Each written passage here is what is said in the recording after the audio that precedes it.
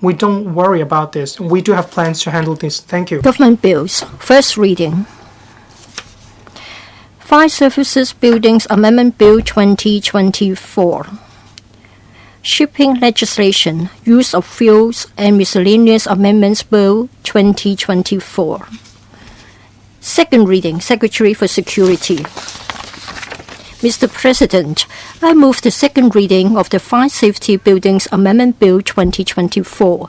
The bill seeks to provide for the defaulted works mechanism and a series of measures to promote and assist the owners of all composite and domestic buildings to comply with the requirements of the Fire Safety Buildings Ordinance.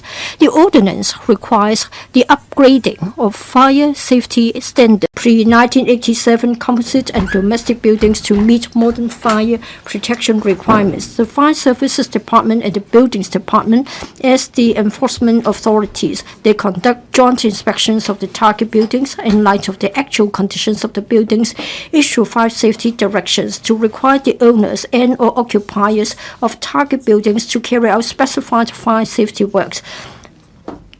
About 14,000 target buildings are regulated under the ordinance. Over 10,400 target buildings have been inspected and issued a total of 370,000 directions. Although roughly 40% have been complied with or discharged, the remaining 60% are still being followed up. Most of the target buildings are having positive compliance progress, and some other target buildings are having initial progress. On the other hand, some owners may lack the motivation to comply with the law because the existing penalties are not high, do not have a deterrent effect, while other owners face difficulties. Say, for example, there is a lack of coordination capability due to the missing or untraceable owners. For cases with progress, the government will continue to support proactively on many fronts. For example, financial support schemes and technical support, etc., so that such buildings can comply with the requirements under the ordinance as soon as possible. That being the case, some of them,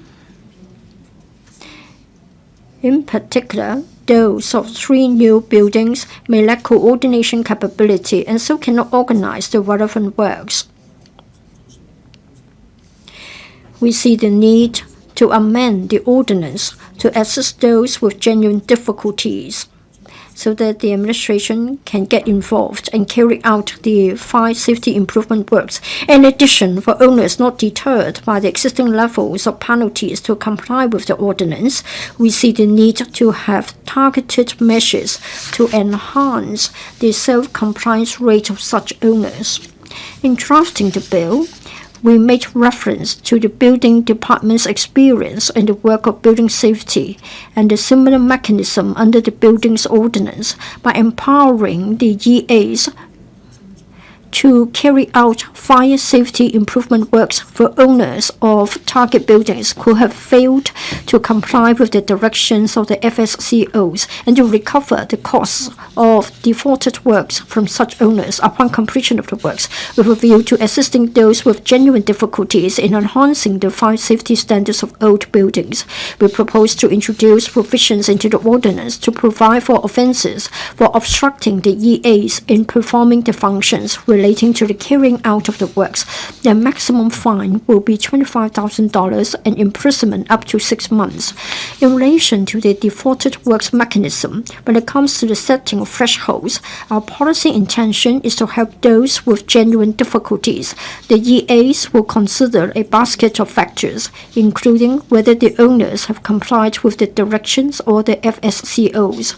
whether there are missing or untraceable owners, making it impossible to form owners' corporations, OCs, or the building owners face inherent obstacles when coordinating fire safety improvement works, whether the EAs have exhausted their powers under the ordinance to cause the owners to comply with the directions of the FSCOs, but they still fail to comply with the requirements of the ordinance despite multiple enforcement actions as well as other fire hazards.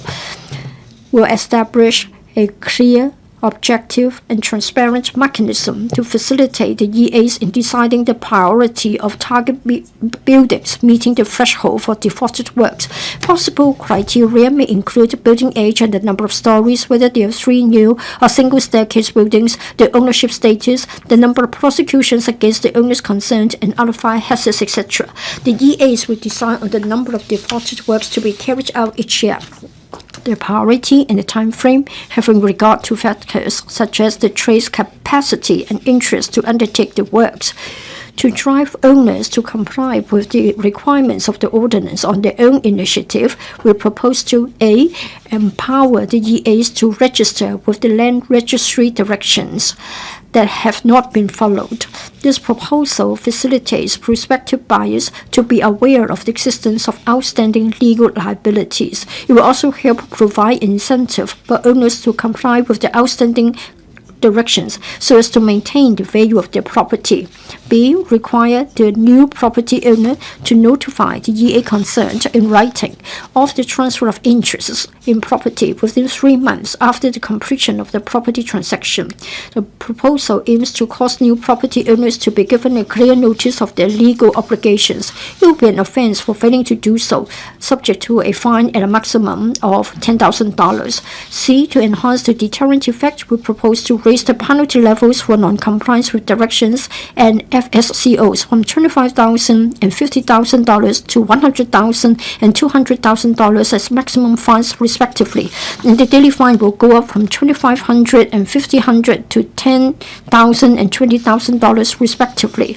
D. We propose to introduce provisions to prevent obstruction to OCs in complying with the requirements of the ordinance. Any person obstructing an OC in carrying out fire safety improvement works will be subject to a maximum fine of $10,000, imprisonment for 6 months, and a person refusing to contribute to the costs associated with the works carried out by the OC will be subject to a maximum fine of $25,000.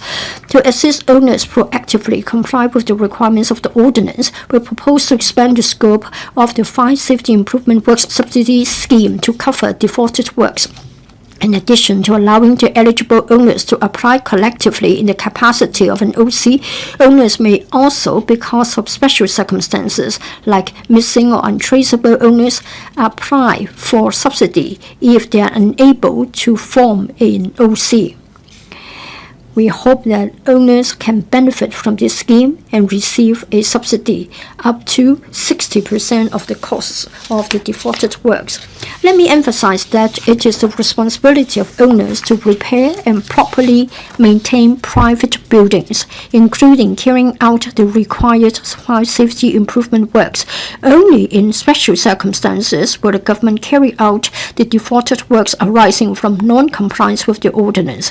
Mr. President, it is necessary for us to introduce the Fire Safety Buildings Amendment Bill 2024 to launch targeted measures to help owners with genuine difficulties to meet the legal requirements and drive owners to comply with the requirements on their own initiative, thus improving the fire safety of all buildings, which is essential for creating a safe living environment for our people.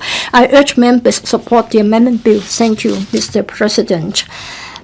I now put the question to you that the aforesaid bill be read the second time. In accordance with the rules of procedure, the second reading debate is adjourned and the bill is referred to the House Committee. Yep. Secretary for Transport and Logistics. Deputy President, I move the second reading